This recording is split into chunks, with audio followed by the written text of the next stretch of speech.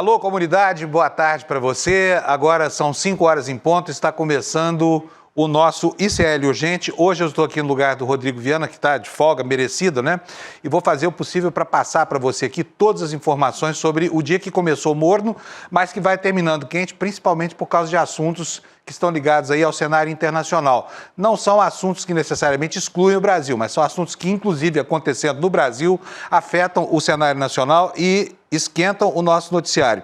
Quero dar boa tarde aqui para você que assiste a nossa programação pela Rádio Cultural de Torres, no Rio Grande do Sul, e também você de Santa Catarina, que está aí ouvindo, né, o que nós estamos falando aqui no ICL, em todo o litoral de Santa Catarina, alcançado pela Rádio Cultural. Como eu falei, um dia quente e nós estamos começando aqui o ICL Urgente. Já aposto lá na nossa relação, está o Kleber para falar conosco. Kleber, boa tarde. Boa tarde, Panúncio. Hoje o Urgente está um pouco diferente, né? Está mesmo, né? Então, eu estou no lugar da Laura, você está no lugar do Rodrigo, então a gente vai fazer as coisinhas um pouquinho mais fora do habituais. Também queria dar boa tarde para você que está nos assistindo pelos canais do Eduardo Moreira e Instituto Conhecimento Liberta no YouTube. E também para quem está nos assistindo na Pop TV em Sobradinho e em Porto Alegre. Muito bom, Kleber.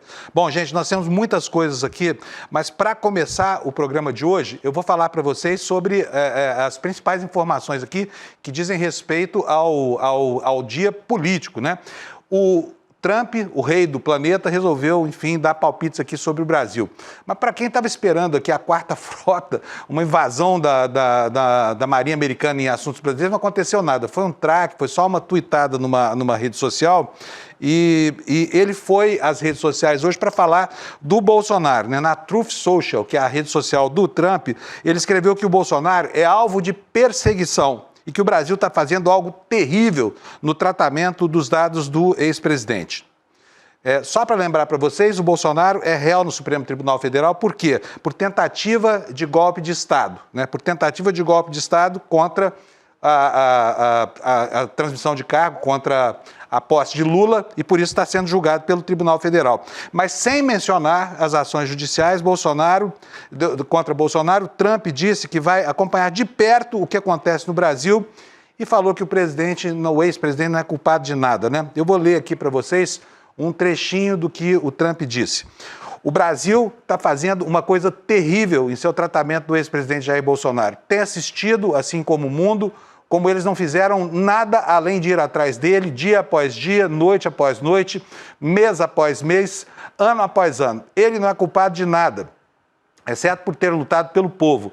Eu conheci Jair Bolsonaro e ele foi um líder forte, que realmente amava seu país. Também um negociador muito duro em comércio. A sua eleição foi muito apertada e agora ele está liderando nas pesquisas. Isso não é nada mais, nada menos do que um ataque a um oponente político. Algo que eu sei muito sobre. Aconteceu comigo, vezes 10. E agora o nosso país é o mais quente do mundo. O grande povo do Brasil não vai tolerar o que eles estão fazendo com o seu ex-presidente.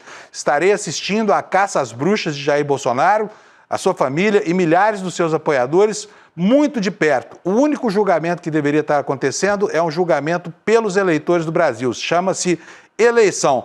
Deixe Bolsonaro em paz, disse o dono do mundo, Donald Trump, né? E olha, o anúncio foi comemorado aqui no Brasil por quem? Pelos filhos do Bolsonaro e pelo próprio Bolsonaro. Os filhos Eduardo e Flávio agradeceram o líder norte-americano e quem vai contar isso pra gente é o Kleber, lá da redação. O que foi que eles disseram, hein, Kleber? Então, Panúncio, em uma publicação no X, o Bolsonaro disse que recebeu com muita alegria a mensagem do Trump e aproveitou para criticar o processo que o ex-presidente enfrenta no STF. Vamos ler também um trecho do tweet do Bolsonaro sobre o assunto? Vamos lá, então, ver o que falou o Bolsonaro sobre o assunto. O que disse o Bolsonaro sobre? Bom, eu vou falar aqui o que aconteceu. Olha, o Bolsonaro escreveu o seguinte: recebi com muita alegria a nota do presidente real Donald Trump, que é a arroba do Bolsonaro no Twitter, né? E esse processo ao qual eu respondo é uma aberração jurídica, lawfare, disse o ex-presidente aqui, usando uma palavra em inglês, idioma que ele confessadamente não domina. Clara perseguição política, já percebida por todos de bom senso. Agradeço ao ilustre presidente e amigo. O filho 03 do Bolsonaro, Eduardo, disse que não pode dar mais detalhes sobre essa manifestação de Trump, mas também agradeceu o apoio. O que disse, então, o Eduardo Bolsonaro? Muita gente me telefonando, mas não podemos passar mais detalhes sobre isso. O que eu posso dizer é que essa não será a única novidade vinda dos Estados Unidos, né? Tá aqui, olha, no telegrama aqui no nosso telão. O que ele falou mais? Esta não será a única novidade vinda dos Estados Unidos nesse próximo tempo. Aproveito para agradecer a todos que se empenharam nessa batalha. Apoiem a nota do real Donald Trump na Truth Social e nas demais redes, né?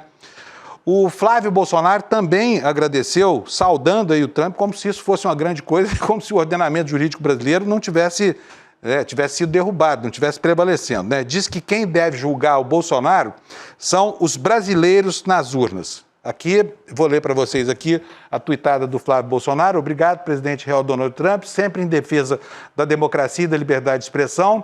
Trump está certo. Quem deve julgar Bolsonaro são os brasileiros nas urnas. Não se trata de justiça, se trata de uma verdadeira caça às bruxas contra quem ousou enfrentar o sistema e governar pelo povo. Parabéns pelo seu trabalho incansável, meu irmão Bolsonaro SP. Sabemos da sua luta aí. Não era filho? Virou irmão do Bolsonaro? Olha, e ainda temos mais um aqui. Esse ama o Trump, né? Ama de paixão. Nós vamos ver aqui na capa do site da XP, hein? Chama Infomoney.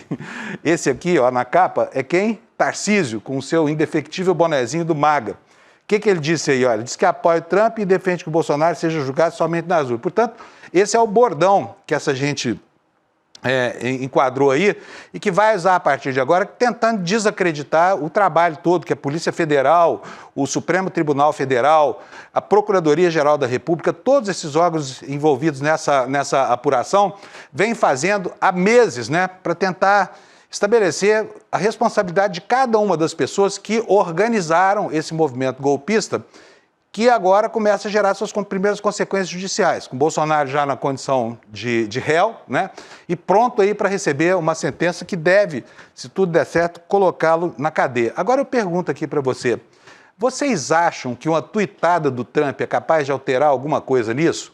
Porque quando o Flávio Bolsonaro anunciou que ia se mudar para os Estados Unidos, trocou de país, abriu mão de um mandato parlamentar, anunciou para o Brasil inteiro que ia haver uma retaliação dos Estados Unidos contra o governo brasileiro. Nada disso aconteceu. Não teve a menor importância, nada disso, né? E agora vem o Trump aí, provavelmente, depois de meses de silêncio, não falou nada sobre nada, agora dizendo aí que, nossa senhora, estou muito assustado com o que vocês estão fazendo aí com o Bolsonaro. Eu acho que é tão inadequado quanto, por exemplo, uma campanha para soltar todos os latrocidas do Brasil. Não, o latrocínio não é mais crime do Brasil, como golpe de Estado não é mais. O presidente dos Estados Unidos acha que tem que soltar todos os latrocidas porque eles fizeram um grande trabalho pelo Brasil. É a mesma coisa.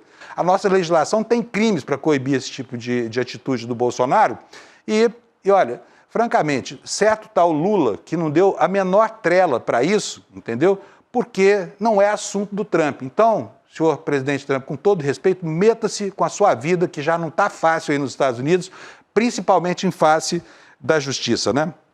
E eu falei agora há pouco que o Lula foi econômico quando falou sobre essa publicação aí do Trump defendendo o Bolsonaro. Hoje, durante uma coletiva lá na cúpula dos BRICS, o presidente então deu a entender que o sistema não merece nem atenção. Vamos ver o que foi que falou o Lula. Olha, eu não vou comentar essa coisa do Trump e do Bolsonaro. Sabe, eu tenho coisa mais importante para comentar do que isso.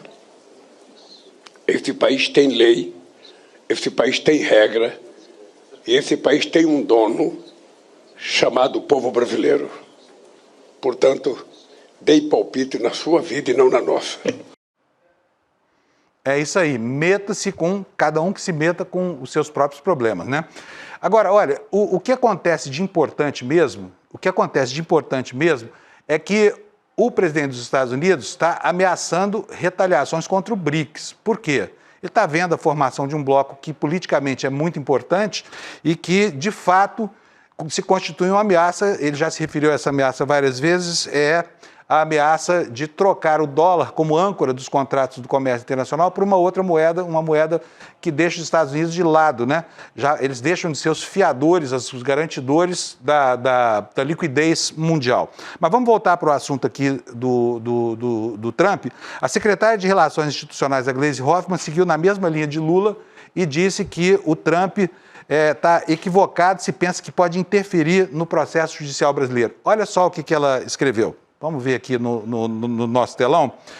Donald Trump está muito equivocado se pensa que pode interferir no processo judicial brasileiro.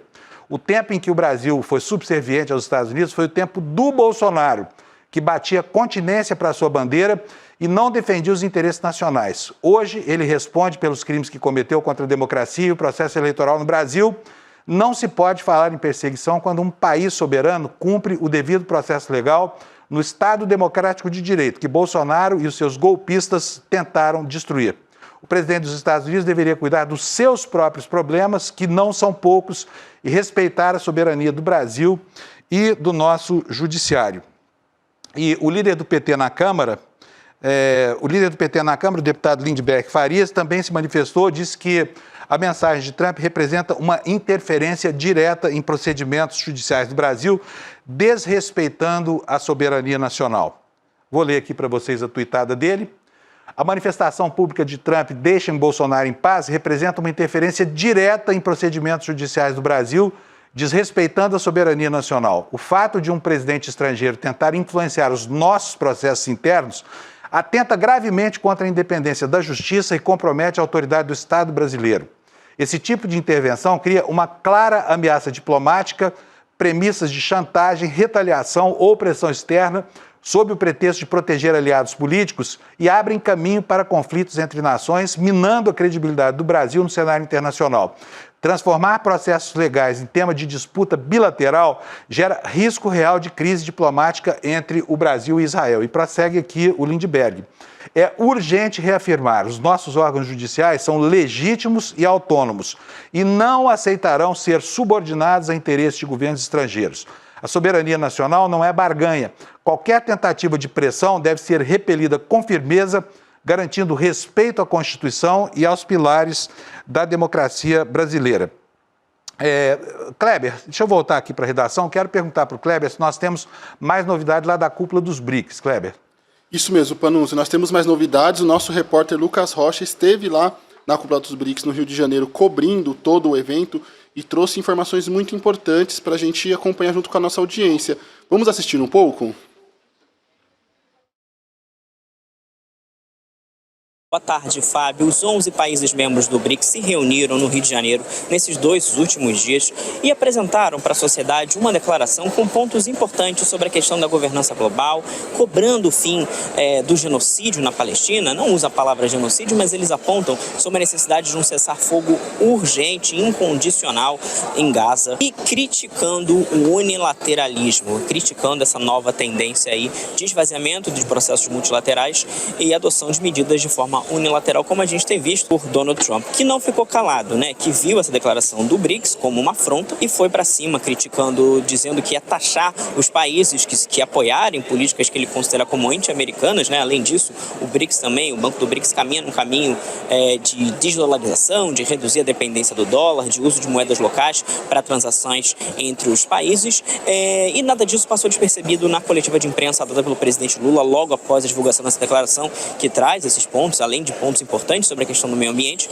Na coletiva de imprensa, o presidente Lula disse que o BRICS não nasceu para afrontar ninguém, e que se tem alguém se incomodando é porque o BRICS coloca aí uma alternativa para o mundo se portar daqui para frente, né? O Lula destacou a falência dos organismos multilaterais, em especial a ONU, que não consegue mediar conflitos hoje muito presentes no mundo. O presidente Lula, ainda na coletiva, disse que não é correto um presidente, no caso dos Estados Unidos, usar as redes sociais para ameaçar o mundo. Afinal, ele não é imperador do mundo. Fábio. Não é, mas pensa que é, né? Agora, é dar importância demais também escrever mais do que um parágrafo sobre esse disparate lá do Trump. Isso não significa nada, gente. Olha, vamos ser sensatos. A promessa era muito maior do que essa, concorda? A promessa era de que havia uma retaliação, que o Trump ia mover mundos. Não aconteceu nada, a montanha pariu um rato. Essa tuitada do Trump são 5 linhas de texto só, não vai afetar em nada a ordem mundial, muito menos relações com o Brasil. Isso é só para dizer que não fez nada, tá bom? É preciso lembrar aqui que a promessa dos filhos do Bolsonaro era muito grande. Grande a ponto de justificar, eu vou repetir aqui, que um deputado federal, o deputado federal mais votado pelo estado mais importante da federação, desistiu do mandato e foi para lá para articular isso, uma tuitada que algum assessor de imprensa poderia ter feito por ele, né? Então, como eu disse, se for só isso, se a quarta frota não vem, se não vai acontecer nada, se vai ficar só nisso, é até risível, né? E a gente aqui com essa preocupação de gerar grandes notas de desagravo e tudo mais. Bom, vamos voltar aqui para o mundo nosso aqui, presente, nós temos muitos problemas para resolver aqui no Brasil, e um deles é o da violência policial. E aconteceu de novo e de novo e de novo. Casos que são reiterados, que não param de acontecer. Um jovem negro de 26 anos foi morto por engano, tá? Por um policial militar na zona sul de São Paulo, na noite de sexta-feira, quando voltava para casa, depois do expediente em uma fábrica de camas. Quem vai contar detalhes desse novo incidente de violência policial é o Kleber. Fala, Kleber, o que houve? Isso, Panunzio, mais uma vez no estado de São Paulo, mais uma vez com a Polícia Militar de Tarcísio de Freitas e Guilherme Derrite. Tivemos mais um caso isolado entre vários. Neste caso, Guilherme Dias Santos Ferreira caminhava em direção a um ponto de ônibus, carregando uma carteira, um celular, um livro e a marmita, quando foi confundido pelo PM com um assaltante e baleado pelas costas, segundo o boletim de ocorrência. Esse caso aconteceu na semana passada e ele acabou ganhando repercussão por conta da liberação desses detalhes. O policial Fábio Anderson Pereira de Almeida alegou que minutos antes havia sido alvo de criminosos armados em 5 motos que tentaram roubar sua moto particular. Ele atirou nos suspeitos que fugiram e, em seguida, ele se disparou contra Guilherme, acreditando que ele também participava do crime. E o caso só piora, mas eu vou deixar com você, Panunzio, para falar mais detalhes sobre esse caso. Pois é, porque olha, não foram só esses que se feriram, né, os diretamente envolvidos nessa ocorrência por engano, como se matar por engano fosse algo minimamente defensável. Havia também uma mulher num ponto de ônibus, aguardando o ônibus, que foi atingida por um disparo e levada para um hospital. Um colega de trabalho de Guilherme, que também deixava a fábrica naquele momento, chegou a ser detido, mas foi liberado logo depois de comprovar que também saía de serviço. O policial foi preso em flagrante por homicídio culposo, pagou uma fiança de R$ 6.500 e vai responder em liberdade. A defesa afirmou que não vai se manifestar por enquanto, não tem o que dizer. O caso é investigado pelo Departamento de Homicídios e Proteção à Pessoa, com acompanhamento da Corregedoria da PM. Agora vamos falar sobre a deputada Érica Hilton. A deputada Érica Hilton do PSOL vai se reunir com o diretor-geral da Polícia Federal, Andrei Rodrigues, nos próximos dias. Para quê? Porque ela foi alvo de uma nova onda de ameaças de morte. Você está vendo aqui na manchete. Érica Hilton se reunirá com o diretor-geral da Polícia Federal após ameaças e vazamento de dados sensíveis, né?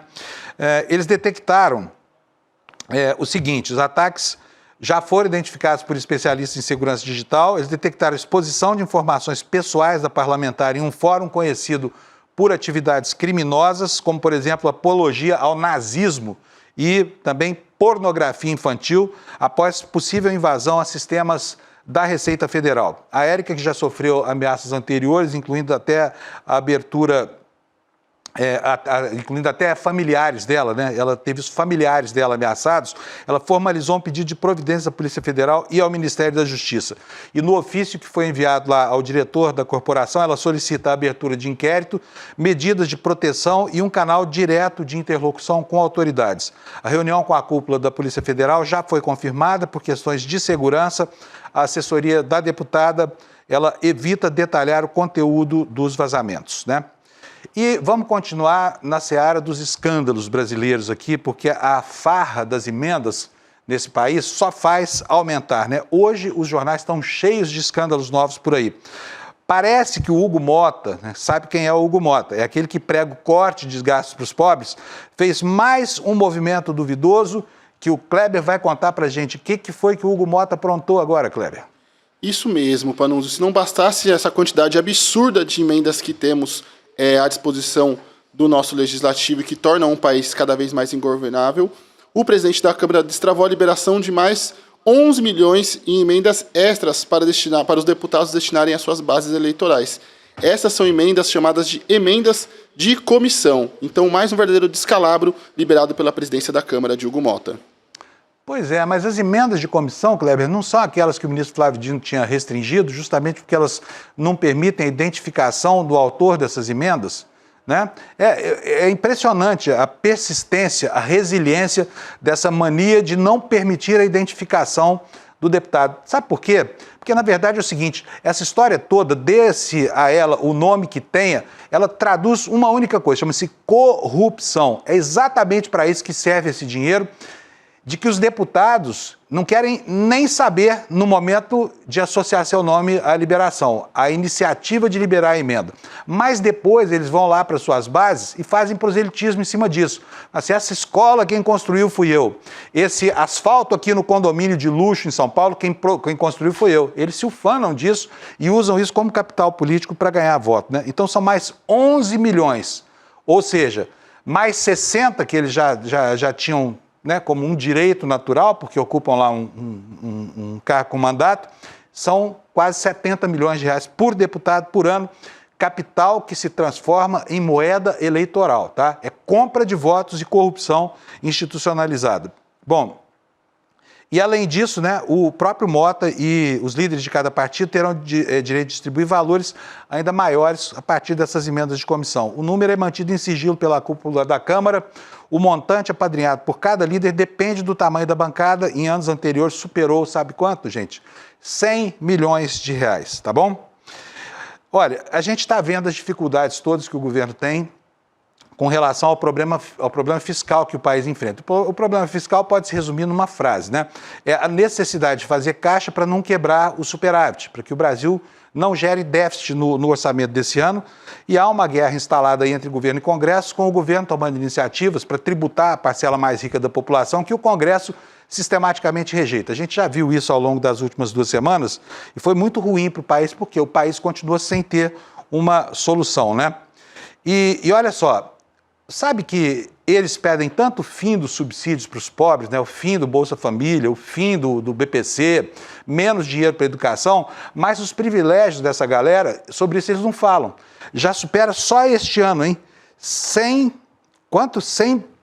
milhões, não é isso não, esse número é muito maior, né?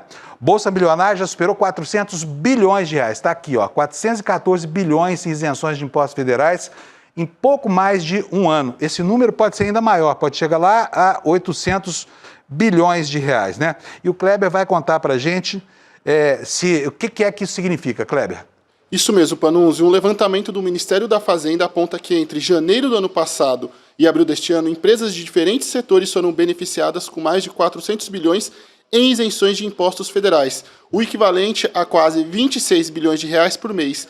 E eu pedi para a nossa produção uma tela para a gente fazer uma comparação, porque, igual você comentou no início, Panunzio, tanto o Centrão quanto a direita fala de Bolsa Família, de que gasta-se muito com benefícios sociais, que precisa cortar a aposentadoria e BPC, mas veja só, o Bolsa Bilionário, ele é praticamente mais que o dobro do valor destinado ao Bolsa Família segundo o orçamento deste ano. Então, Bolsa Família está na ordem dos 160 bilhões, enquanto o Bolsa Milionário, Bolsa Empresário, está na faixa dos 400 bilhões. Então, é uma diferença absurda e é muito, muito impressionante que não se discuta na Câmara dos Deputados essa situação e essa também desigualdade entre a destinação de recursos e também o impacto dos cofres públicos nesse tipo de ação.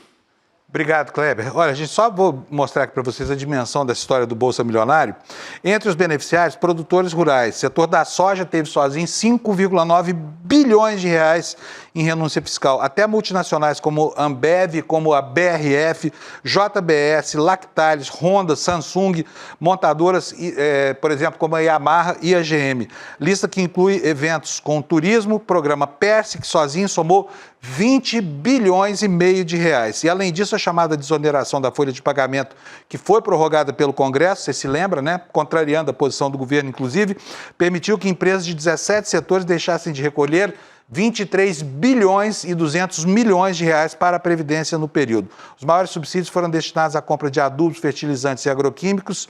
E em adubo, fertilizantes e agroquímicos, o Tesouro Brasileiro financiou 17,3 bilhões para o setor mais próspero da economia, que é, uma vez mais, o agronegócio. E a Zona Franca de Manaus também teve aí descontos para materiais genéticos, passagens aéreas, peças importadas, etc, etc, etc.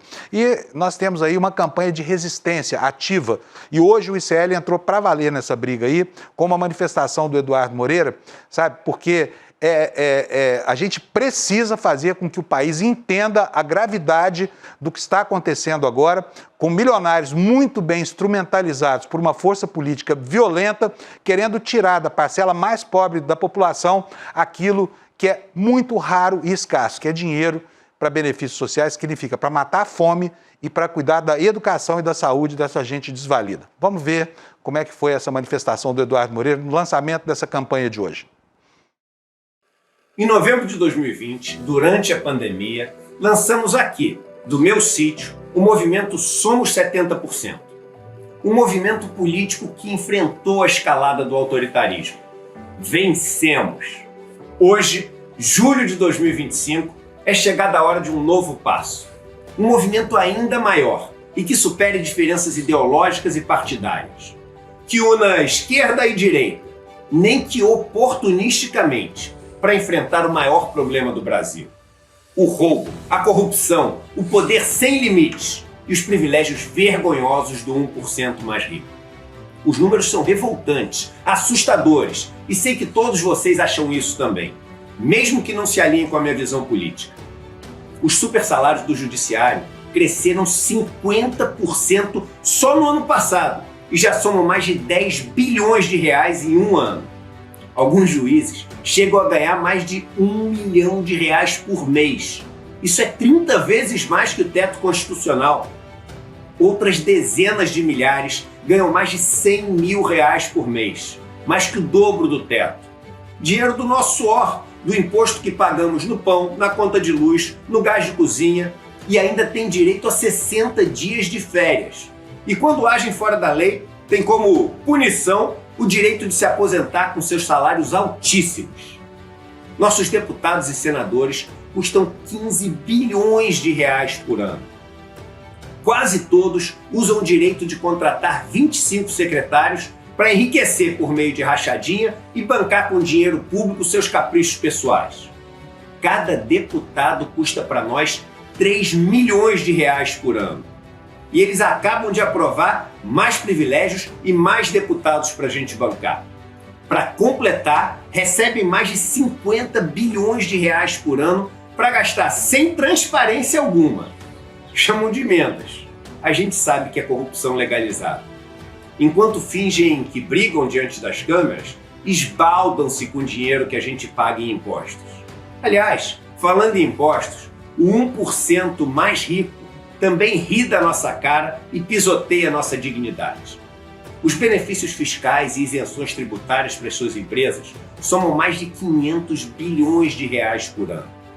Os bancos, que lucram centenas de bilhões de reais, pagam uma alíquota efetiva média de imposto de renda de somente 14%. O trabalhador da classe média paga 27,5%. E quando eles quebram os bancos, adivinha quem paga a conta? Você sabe. Somos nós também. No campo, a situação é ainda pior. O 1% mais rico tem quase metade das terras do Brasil e recebe quase R$500 bilhão de ajuda nos planos safra. Não pagam impostos sobre as suas exportações e, pasmem, devem 200 bilhões de reais para o Estado. Enquanto isso, os agricultores pequenos e médios, responsáveis por quase toda a comida que a gente coloca no prato, sofrem para seguir existindo, safra após safra. Não é de se estranhar que com tanta moleza, o 1% mais rico do Brasil tenha quase o dobro da riqueza que os outros 99% somados. Dá golpes de bilhões de reais e não vai preso. Deve bilhões de reais e não paga.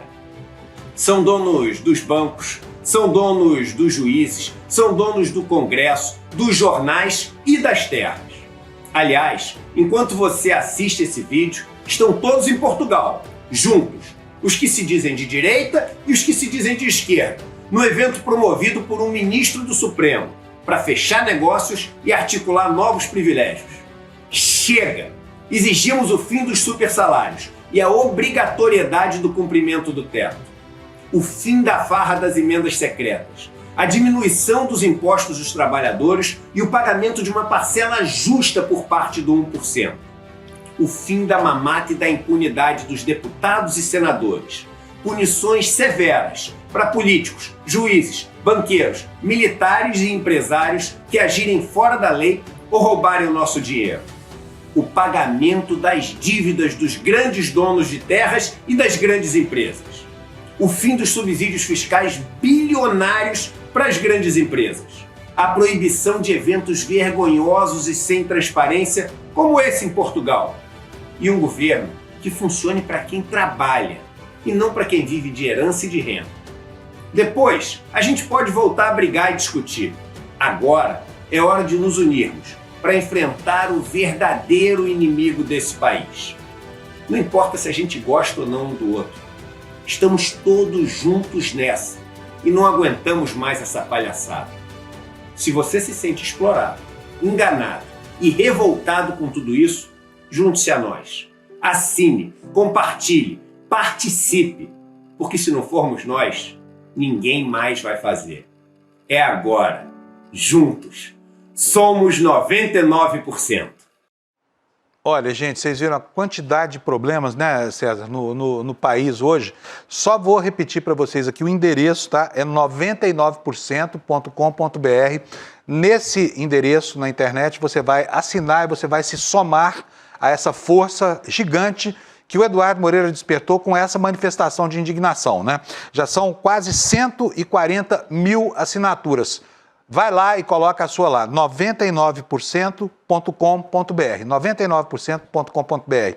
Kleber, eu quero agradecer a você, dar boa tarde para você, desejar para vocês todos que nos assistiram aqui um ótimo fim de segunda-feira, né? E a gente volta amanhã, né, Kleber? Obrigado, Panunzio, obrigado também à nossa audiência e até amanhã. Até mais, gente. Tá bom, Kleber, obrigado para você que nos assistiu também, obrigado pela sua audiência. Amanhã estaremos de volta aqui para informar você do que acontece nesse país tão grande, inclusive nos seus paradoxos. Tchau, obrigado.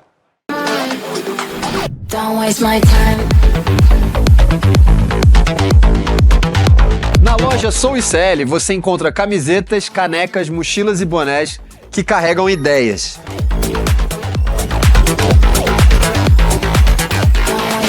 Produtos com propósito para quem acredita em justiça, consciência e transformação. Vista, use, leve a luta com você. Acesse souicl.com.br e escolha o que representa você.